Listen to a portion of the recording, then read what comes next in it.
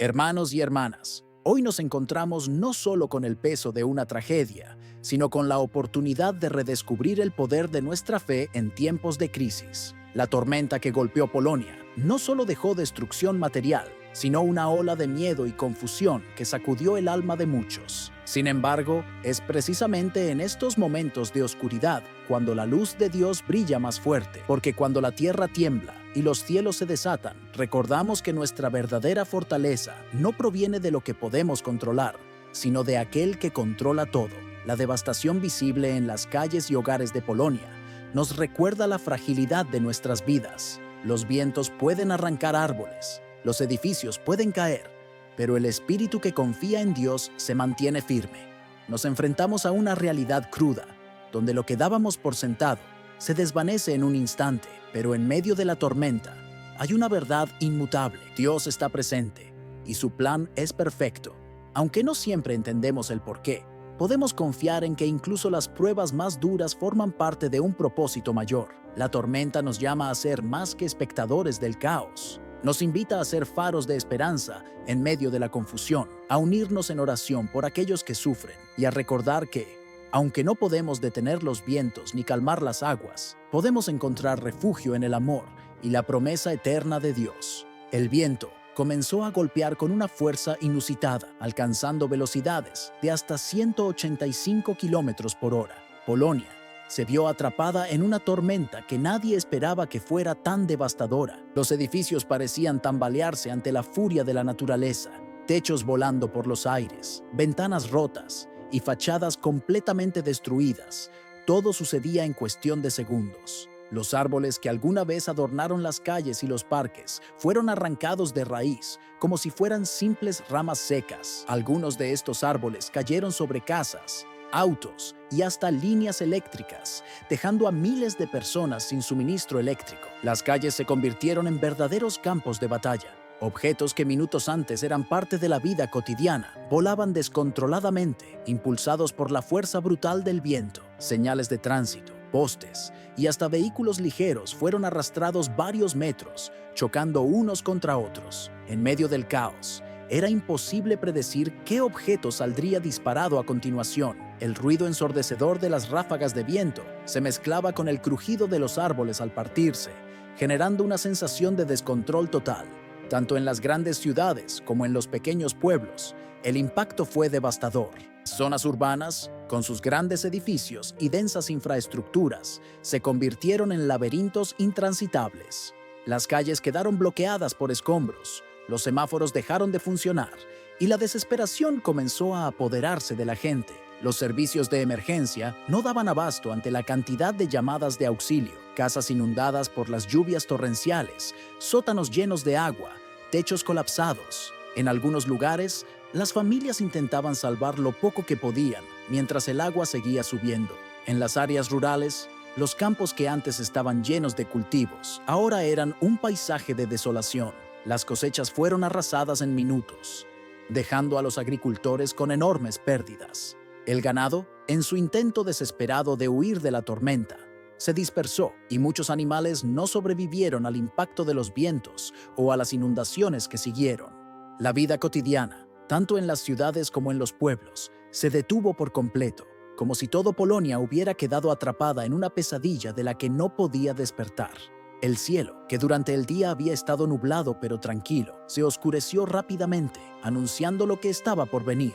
Las nubes negras avanzaron como una cortina impenetrable, cubriendo todo el horizonte. Los relámpagos comenzaron a iluminar el cielo de manera intermitente, creando destellos que hacían que la gente, aunque solo fuera por segundos, viera el caos que estaba ocurriendo a su alrededor. Los truenos retumbaban en el aire, resonando con tal intensidad que parecía que la tierra misma temblaba. Cada estallido de sonido presagiaba un desastre mayor. La lluvia comenzó a caer, primero como una fina llovizna, pero rápidamente se transformó en un aguacero incesante, golpeando sin piedad todo lo que encontraba a su paso. El granizo comenzó a caer de manera inesperada. Eran trozos de hielo tan grandes como pelotas de tenis. Golpeaban con tal fuerza que rompían ventanas, abollaban techos y destruían parabrisas. Las calles calles, que ya estaban inundadas, comenzaron a llenarse de estos fragmentos de hielo, convirtiéndose en un verdadero campo de batalla. Los techos de las casas resonaban con cada impacto, mientras las familias se refugiaban en los lugares más seguros que podían encontrar. El impacto de una tormenta de tal magnitud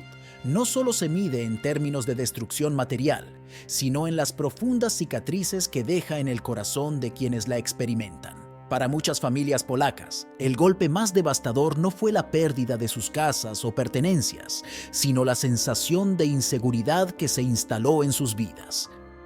La tormenta dejó a su paso algo más que escombros y árboles arrancados.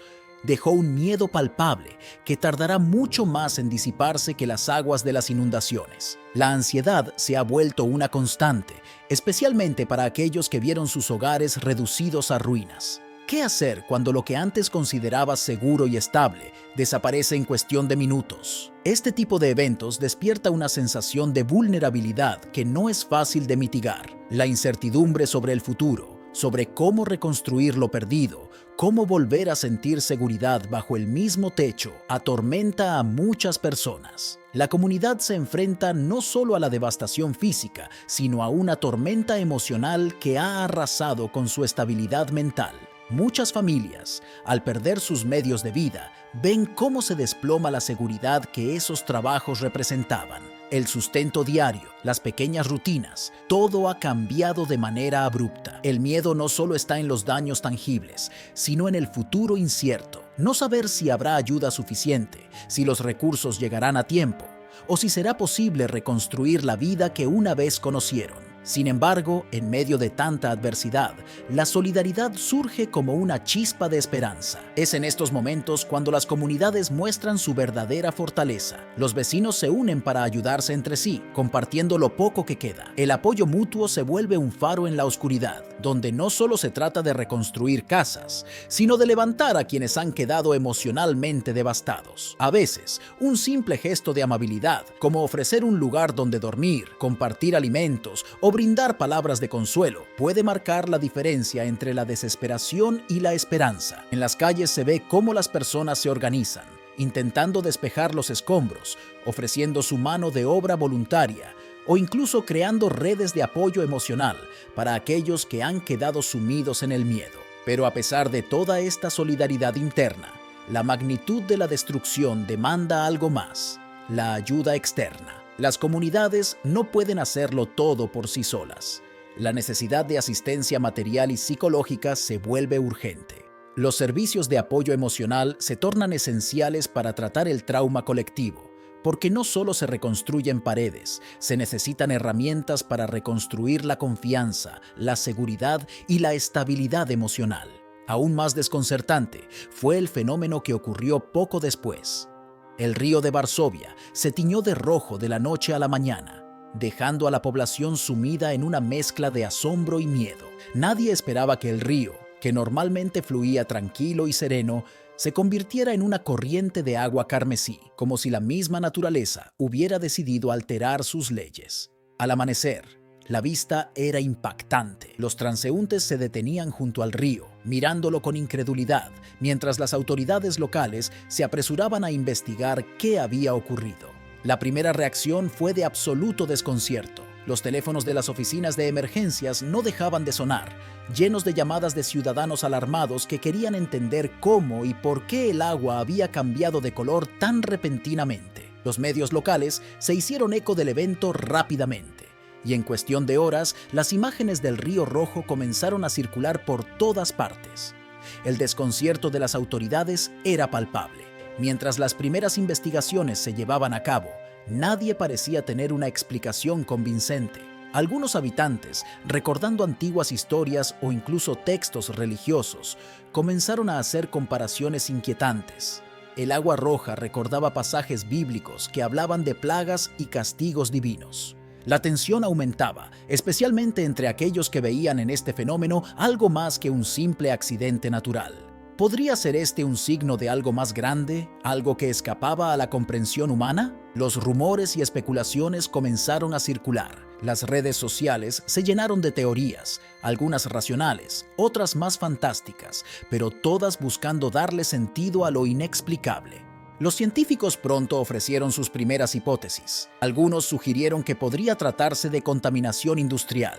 Tal vez alguna fábrica cercana había liberado un químico sin querer, tiñendo el agua con un color intenso. Otros hablaron de la posibilidad de un fenómeno natural, alguna combinación de minerales y bacterias que, bajo ciertas condiciones, podían alterar el color del agua de esta manera. Pero a pesar de las explicaciones ofrecidas, ninguna parecía ser concluyente. No había pruebas claras de que una fábrica en la zona hubiera causado el fenómeno, ni se habían observado las condiciones precisas que explicarían un cambio tan drástico en el color del río. La incertidumbre seguía presente, y con ella, las dudas. Lo más inquietante fue descubrir que este no era un fenómeno único. Apenas unos meses antes, un río en Rusia, el Estima, había experimentado un suceso similar. Las aguas de este río también se volvieron rojas de la noche a la mañana. Y al igual que en Varsovia, las explicaciones ofrecidas no habían sido convincentes. La similitud entre ambos eventos comenzó a generar más especulaciones. ¿Podría haber algún tipo de conexión?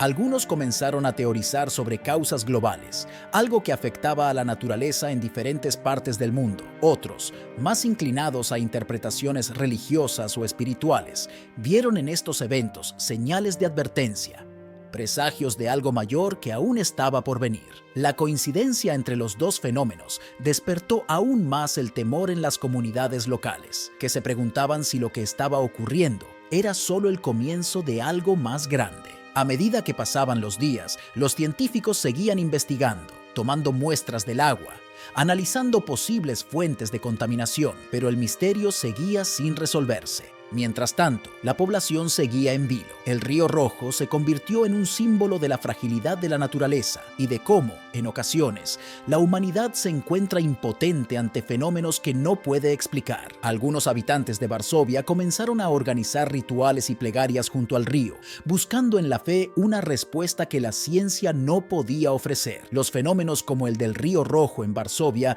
han despertado una inevitable sensación de inquietud, especialmente entre los creyentes que ven en estos eventos una conexión directa con las profecías bíblicas. Para muchos, la imagen de un río tiñéndose de sangre evoca los pasajes del Apocalipsis, donde se describe cómo las aguas del mundo se convertirán en sangre como una de las señales del fin de los tiempos. En el libro del Apocalipsis, capítulo 16, versículo 3, se menciona que el segundo ángel derramó su copa sobre el mar, y éste se convirtió en sangre como de muerto, y murió toda alma viviente que había en el mar.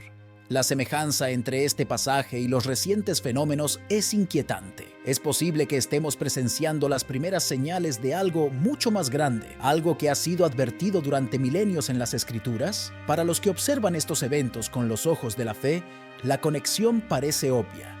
No es solo el hecho de que un río se tiña de rojo, sino la acumulación de señales en los tiempos modernos. Guerras, desastres naturales, plagas. Todo parece alinearse con lo que la Biblia describe como preludio al regreso de Cristo.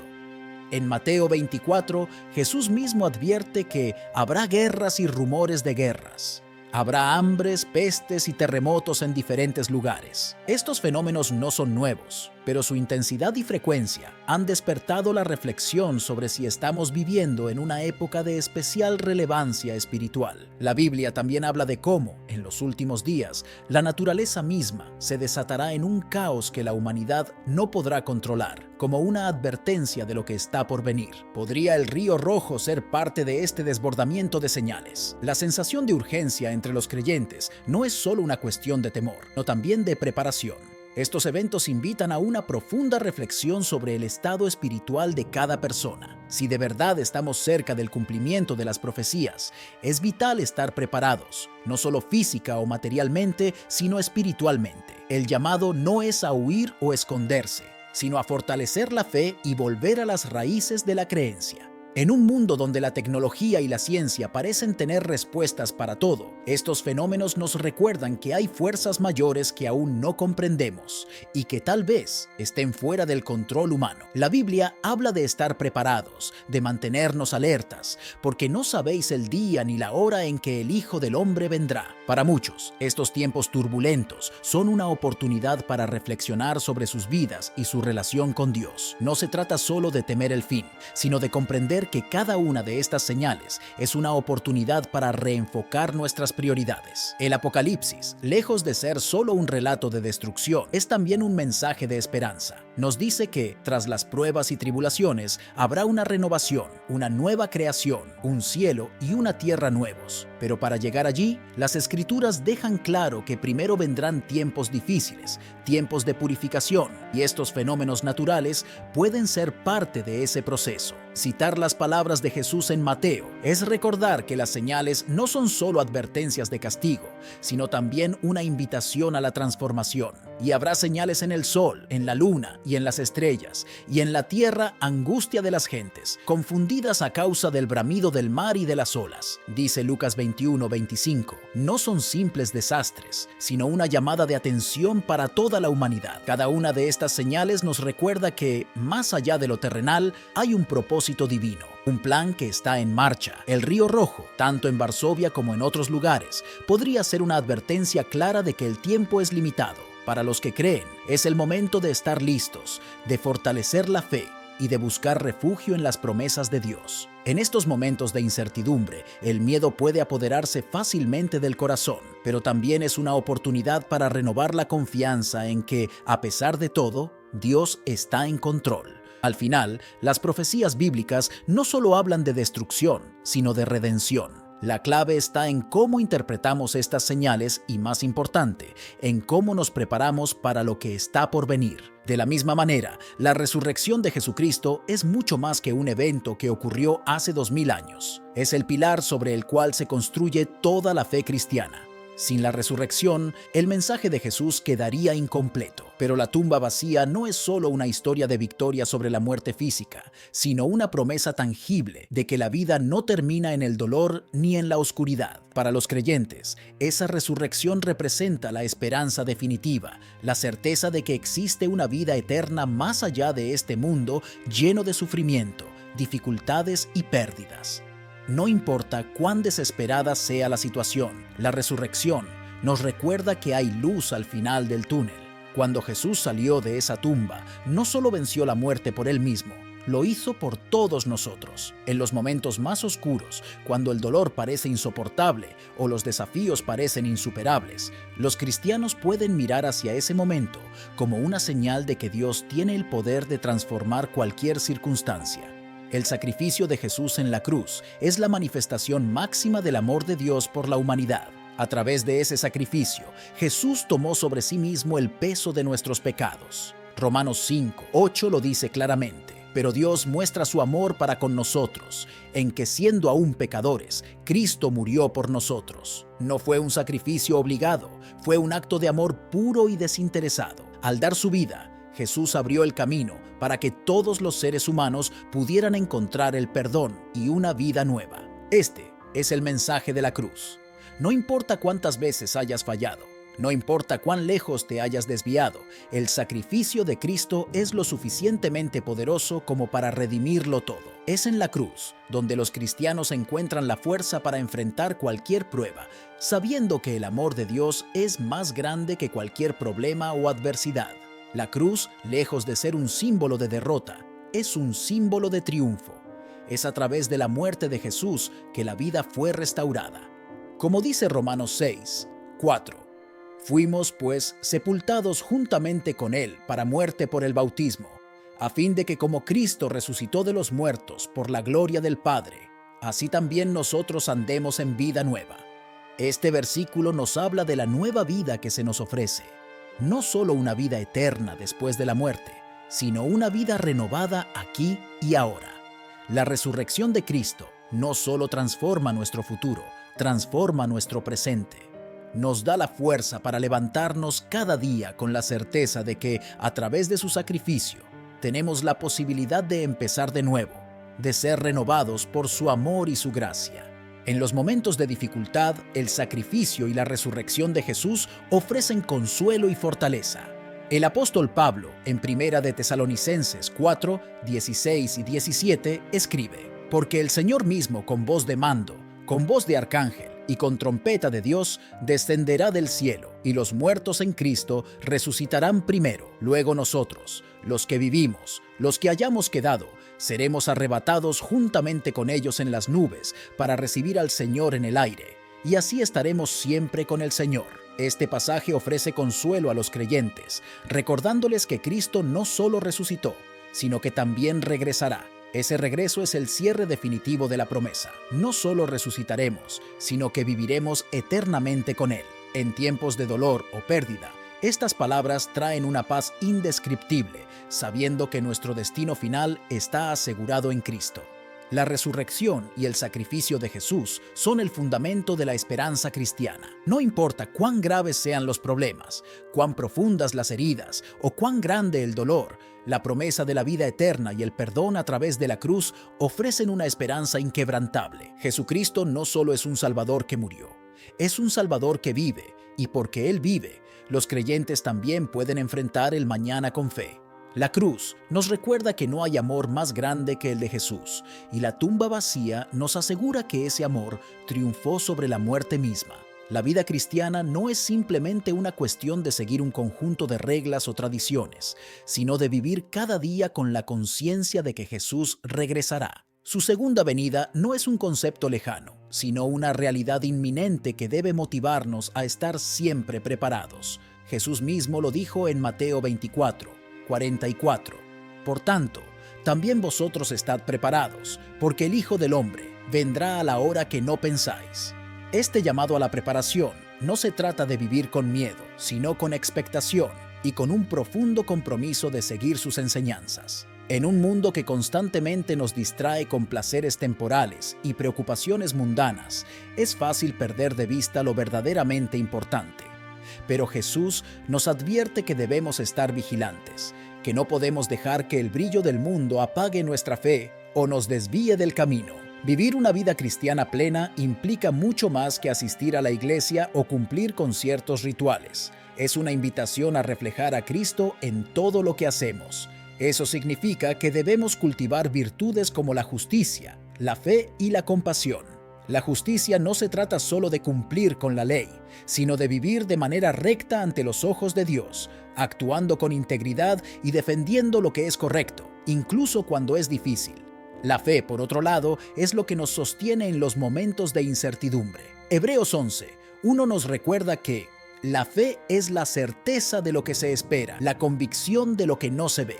Es esa certeza la que nos permite confiar en que, aunque no veamos el regreso de Cristo ahora, Él volverá y debemos estar listos. La compasión, quizás una de las virtudes más importantes, nos conecta con los demás y nos permite ver el mundo a través de los ojos de Jesús. En un mundo que muchas veces parece frío y egoísta, ser compasivos es un testimonio del amor de Cristo que habita en nosotros. Jesús fue el ejemplo máximo de compasión, tocando a los intocables, amando a los olvidados y levantando a los caídos. Si realmente queremos estar preparados para su regreso, debemos vivir con ese mismo corazón de compasión, extendiendo nuestras manos a los necesitados, perdonando a quienes nos han herido y amando incluso a aquellos que parecen difíciles de amar.